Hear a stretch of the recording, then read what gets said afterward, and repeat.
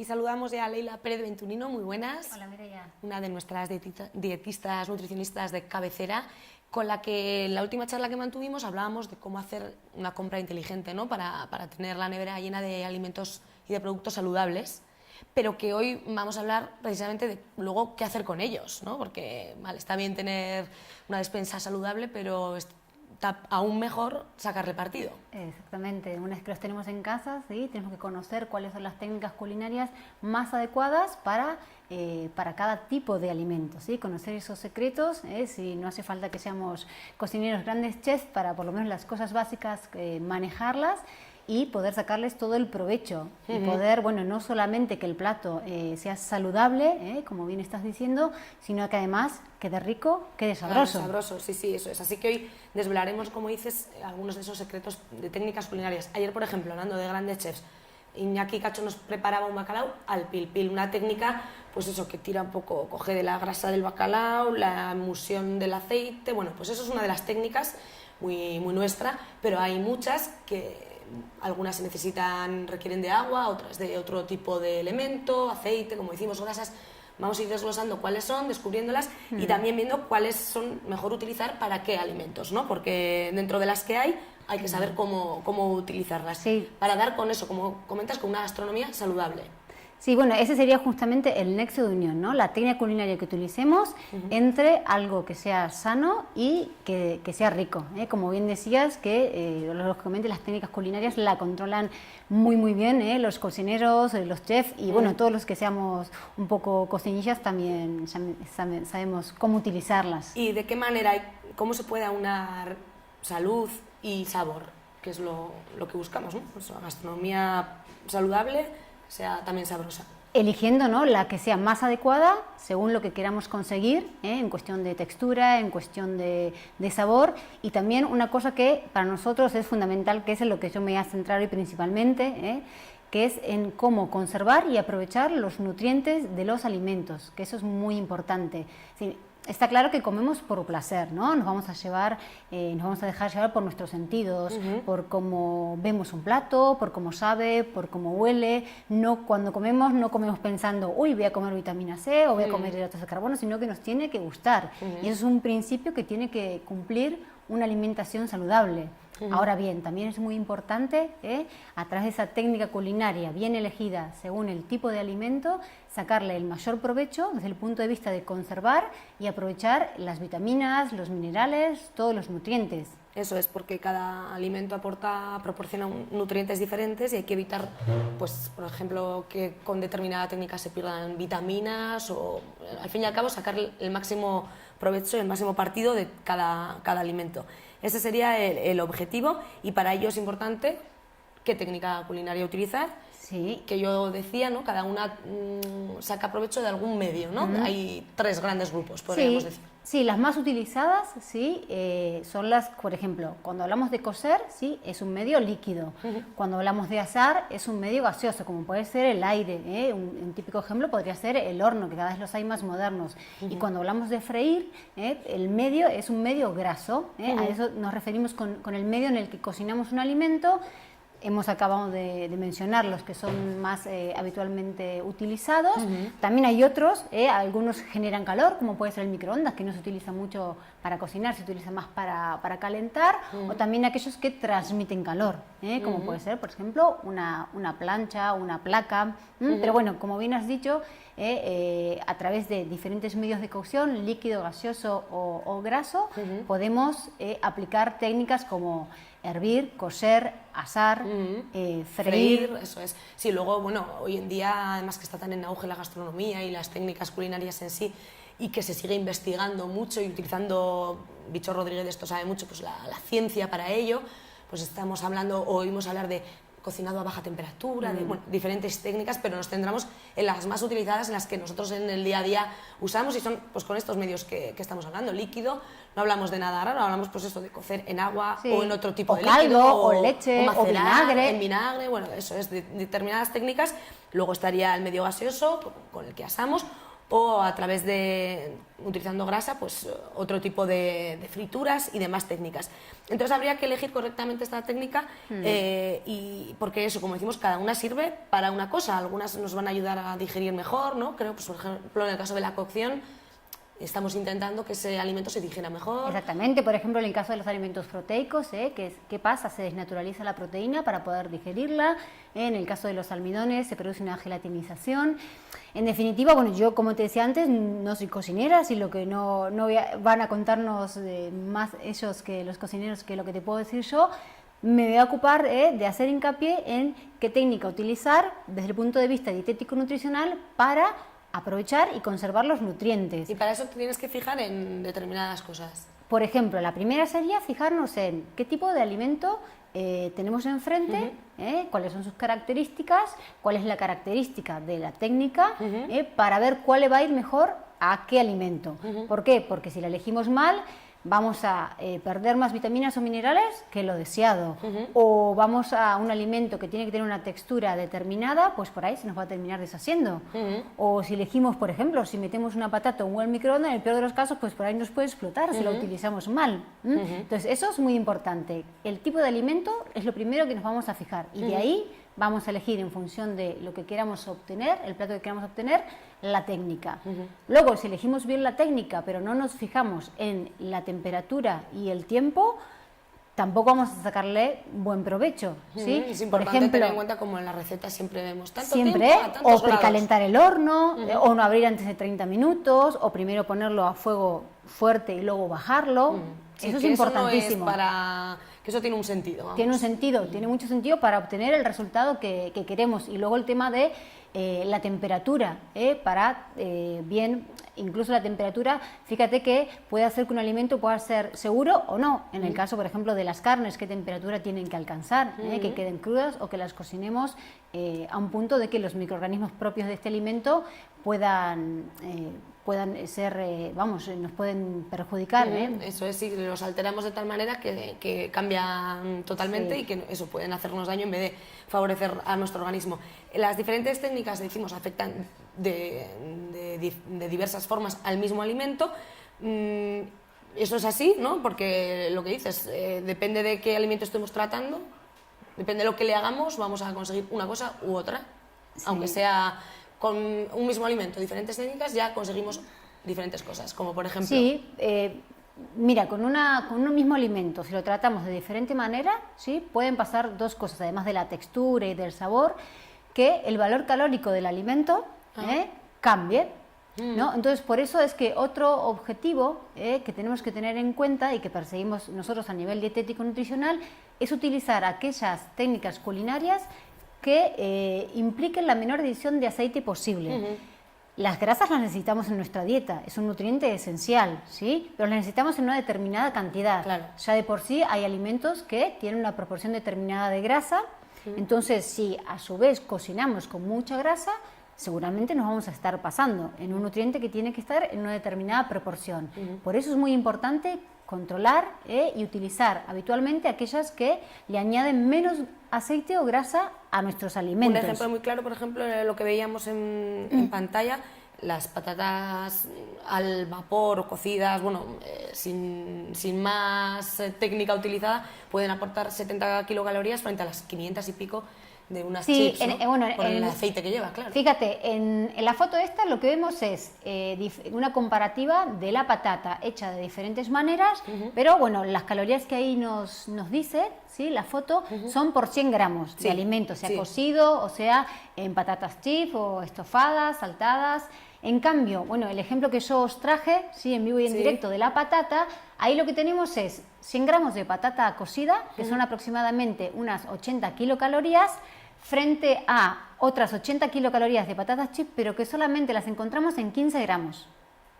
Lo que estamos viendo ahí son... Misma cantidad de energía, vale. Pero para que entendamos, fíjate, de patatas chips solo podríamos comer 15 gramos, mientras de patata cocida podremos comer 100, para obtener la misma energía. Y en la foto está al revés, está puesto por 100 gramos de alimento, Las cómo afecta, kilocalorías cómo cambia el valor calórico de un alimento en 100 gramos. Para utilizar diferentes técnicas, obviamente, pues claro, el mercado ha ido evolucionando y hoy hay utensilios, ¿no?, modernos que nos permiten cocinar con menos grasa, Sí. incluso sin nada de grasa. Bueno, yo en la foto esta que ponía, ¿no?, de la sartén esa quemada, que es una foto que suelo usar mucho en consulta, porque le digo, cuando hablamos de utilizar poco aceite, de que técnicas culinarias nos permiten menor adición de aceite, siempre suelo poner este ejemplo, ¿no?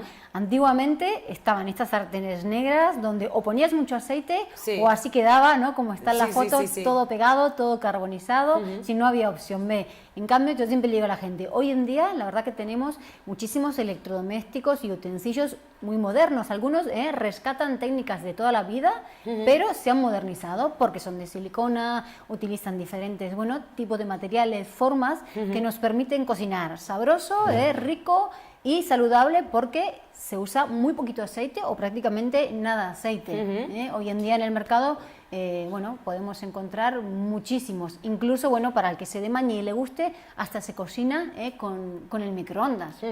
Sí, que ya hemos visto ahí veíamos la sartén y luego veíamos los diferentes utensilios así más modernos que están en el mercado, aparte del microondas con el que ya llevamos conviviendo muchos años.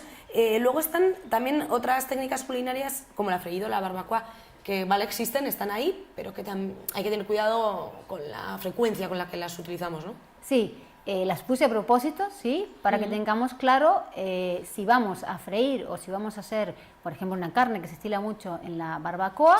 Primero sepamos que son técnicas culinarias, que ahora vamos a explicar por qué, que se pueden usar, ¿sí?, aunque es verdad que las debemos usar de forma ocasional, no habitualmente. Eso es lo más importante.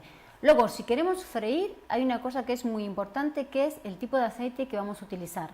Por ejemplo, un aceite idóneo para freír sería el aceite de oliva. El aceite de oliva es rico en ácidos grasos monoinsaturados, que son muy estables a la oxidación, y esto hace que soporte grandes temperaturas. ¿Por qué explico esto? Porque para freír bien, el aceite tiene que estar a una temperatura alta, y hay aceites que no resisten eso. Antes, no sé si a algunos nos habrá pasado de freír con un aceite que no sea aceite de oliva o que no sea idóneo para freír y que empieza a salir humo. Ese punto de humo, ¿sí?, que alcanza por someterlo a altas temperaturas a un aceite que no es idóneo para eso, es malo porque se empiezan a formar sustancias tóxicas. Entonces, si vamos a freír, aceite de oliva o un aceite especial para freír. ¿Y el de girasol para qué lo dejaríamos? Bueno, nuestra grasa, sí, por excelencia en la dieta debería de ser el aceite de oliva. Sí, virgen extra y sí puede ser. Crudo cuando siempre que sea posible, en crudo, ¿vale? No obstante, eso, la fritura va a ser de consumo ocasional, para usar de vez en cuando. Y con la barbacoa pasa algo parecido. ¿La podemos usar? Sí. Ahora bien, no habitualmente, esporádicamente sería la respuesta. Importante la barbacoa, que la grasa no caiga sobre las brasas, porque ahí se forman hidrocarburos aromáticos y sustancias que también son tóxicas. Y otro punto muy importante es que no se queme, que no quede quemado la carne, en este caso, si fuese carne, por fuera. Entonces, tener en cuenta cómo tendríamos que hacerlo si usamos esas técnicas, y que siempre serían técnicas para utilizar de vez en cuando. Bueno, eso por puntualizarlo, y luego esquemáticamente diríamos qué técnica conviene utilizar para qué tipo de alimento. Vale, vamos a ir un poquito hablando cómo están, ¿sí?, los tres grupos que necesitan ser cocidos. Hay alimentos que los podemos comer crudos, o ya vienen listos. Vamos a dar cuenta que estamos con la pirámide delante y vamos a empezar por el grupo de abajo, que son los cereales y tubérculos, ¿no? Yo me voy a centrar en lo que decía al principio, a ver qué técnica sería mejor para utilizar habitualmente, más allá de las grandes recetas. Entonces, en el caso de cereales, los más habituales suelen ser el arroz, la pasta, y están los tubérculos, que el más habitualmente consumido aquí es la patata. Bueno, yo creo que aquí, quien más, quien menos, todos sabemos que el arroz y la pasta, lo que utilizamos es cocerlos, ¿no? Entonces, hablábamos antes de los tiempos y la temperatura. Hoy en día es muy fácil porque si leemos, nos suele decir entre tanto y tanto tiempo. Fíjate lo que hablábamos de la temperatura, por ejemplo, el caso de la pasta es el típico ejemplo que la vamos a agregar al agua cuando esté en ebullición. En cambio, el arroz lo podemos poner y que se vaya calentando a medida que va subiendo de temperatura, sea agua, sea caldo, según en qué lo cocinemos. Y bueno, ahí está, ¿no? Al principio la cazuela, que es lo más utilizado para este grupo de alimentos, tanto para el arroz como para la pasta y la patata. Y fíjate que ahí nombramos a la patata, y sí que la patata es verdad que además de cocerla, la podemos hacer, la podemos asar, la podemos hacer frita de vez en cuando, incluso al microondas. Y sí que es importante ahí que si vamos a cocer patata, la precaución que tendríamos que tener es que siempre que sea posible, pues por ejemplo, cocinarla con la cáscara. Es una forma de minimizar las pérdidas de vitaminas, de minerales. Cocinarla entera, lavar la cáscara y luego consumir la parte de adentro. Y si la vamos a trocear, lo menos posible, si la preparación lo permite. Hablando de esto, de cómo trocearlo o cocinarlo con la cáscara, el siguiente grupo que vamos a utilizar técnicas culinarias serían las verduras y hortalizas. Bueno, aquí habría que decir dos cosas. La primera, que todas aquellas que podamos consumirlas crudas, consumirlas crudas. Solo vamos a cocinar aquellas que necesitemos cocinar, porque de lo contrario no podemos... Son indigestas o, vamos, no se pueden tomar en crudo. ¿Y por qué digo esto de siempre que podamos crudo? Por la sencilla razón de que las frutas, las verduras, las hortalizas, bueno, en este grupo también están las frutas, pero las consumimos crudas, son muy ricas en vitaminas y minerales. Y hay muchas vitaminas y o minerales que son o bien termolábiles, eso quiere decir que no resisten las altas temperaturas, el calor ya se destruyen, ¿no? o se pierde parte, o bien hidrosolubles, quiere decir que pasan al medio de cocción. Entonces, como eso del todo no lo podemos solucionar, en tal caso se pueden minimizar, que es en cocinarlas con cáscara, trocearlas lo menos posible. Lo que vamos a hacer es al día, de esas dos raciones, si te acuerdas que tenemos que consumir al día de verduras hortalizas, una de ellas intentar que sea cruda, ¿vale? Y por otra parte, lo que decíamos, es un grupo que lo podemos cocer, y si lo vamos a cocer cuando podamos, lo vamos a poner con cáscara.